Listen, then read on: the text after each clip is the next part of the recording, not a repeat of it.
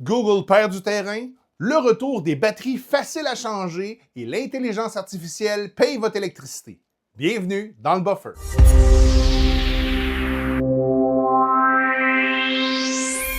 Harvey Dent l'a dit dans le film Le Chevalier Noir, soit tu meurs en héros, soit tu vis assez longtemps pour te voir devenir le méchant. Et on est en train de le voir dans le domaine de la technologie. Google est en train de perdre de sa superbe face à des utilisateurs et des institutions qui recherchent maintenant des alternatives. Le premier coup vient de Bruxelles où le 4 juin 2026, le Parlement européen abandonne Google comme moteur de recherche par défaut sur tous les ordinateurs de ses députés et de son personnel. À la place, l'institution bascule sur Quant, le moteur de recherche français. On veut, par ce changement-là, répondre à un objectif de souveraineté numérique. Contrairement aux géants américains, Quant ne suit pas ses utilisateurs à la trace, ne collecte aucune donnée privée et ne vend aucun historique. Toutes les recherches des députés vont maintenant être automatiquement redirigées vers le moteur de recherche européen. La fin de la lune de miel touche aussi le grand public. Aux États-Unis, le moteur alternatif DuckDuckGo a vu les téléchargements de son application augmenter de 30% en une semaine. Bon, c'est sûr que passer de 100 utilisateurs à 130 utilisateurs, c'est 30%, mais bon. La cause de la fuite massive,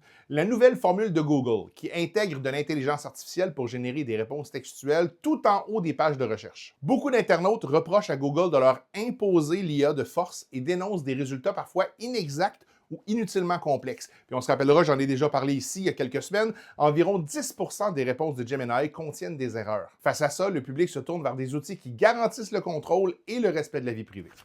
On va rester en Europe, si vous le voulez bien, où très souvent des lois qui rendent la vie plus facile sont adoptées avec des répercussions mondiales. D'ici le 18 février 2027, une réglementation stricte de l'Union européenne va obliger les fabricants à concevoir presque tous les appareils rechargeables, que ce soit un ordinateur portable, une liseuse, une console de jeu ou des écouteurs, de manière à ce qu'on puisse remplacer soi-même la batterie. L'opération devra être réalisable avec des outils de base et les pièces de rechange devront être vendues pendant au moins 5 ans. Pour les téléphones intelligents, le texte prévoit une exception parce qu'il y a déjà un projet de loi complet pour les téléphones intelligents. Si l'appareil est étanche et sa batterie ultra durable, le changement peut rester réservé aux professionnels. C'est d'ailleurs le choix d'Apple avec ses nouveaux iPhones et leur nouvelle colle rétractable par impulsion électrique, ce que dénoncent les associations de consommateurs qui militent pour une réparabilité totale. Heureusement, plusieurs constructeurs s'adaptent déjà à la nouvelle réalité. Sennheiser et Fender viennent de lancer des casques audio haut de gamme réparables avec un tournevis bien ordinaire, tandis que la marque engagée Fairphone prouve que c'est possible de créer des écouteurs sans fil miniatures aux composants totalement amovibles. Et dans les coulisses, les rumeurs explosent. Amazon sera en train de préparer des liseuses Kindle plus faciles à réparer, Microsoft une manette Xbox modulaire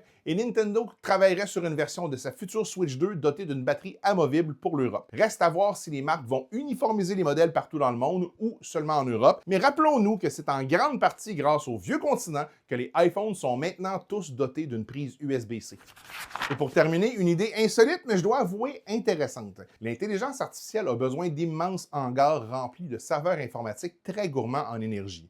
Pour accélérer le déploiement de l'intelligence artificielle, la start-up américaine Span veut installer ces serveurs-là directement chez vous. Le principe, c'est d'installer un boîtier discret et silencieux contre le mur extérieur des maisons neuves. En échange, l'entreprise paye l'intégralité de vos factures d'électricité et d'Internet, tout en vous fournissant gratuitement une batterie de secours pour votre maison en cas de panne de courant. Le système utilise uniquement le surplus d'électricité de la maison sans perturber votre quotidien. Un premier test sur 100 maisons sera lancé cette année et on vise un déploiement dès 2027. Reste une question de sécurité. Les boîtiers abritent des composantes électroniques de très haute technologie qui valent plusieurs dizaines de milliers de dollars, ce qui pourrait attirer des voleurs d'un tout nouveau genre. Mais moi, personnellement, si on paye mon électricité et qu'on me garantit que j'aurai jamais de panne de courant, j'y penserais très sérieusement. C'était le Buffer du 3 juin 2026. Si vous avez appris quelque chose, aimez et partagez. Et pour le fun, si vous m'écoutez de l'Europe, écrivez-moi donc en commentaire depuis quelle ville et dans quel pays.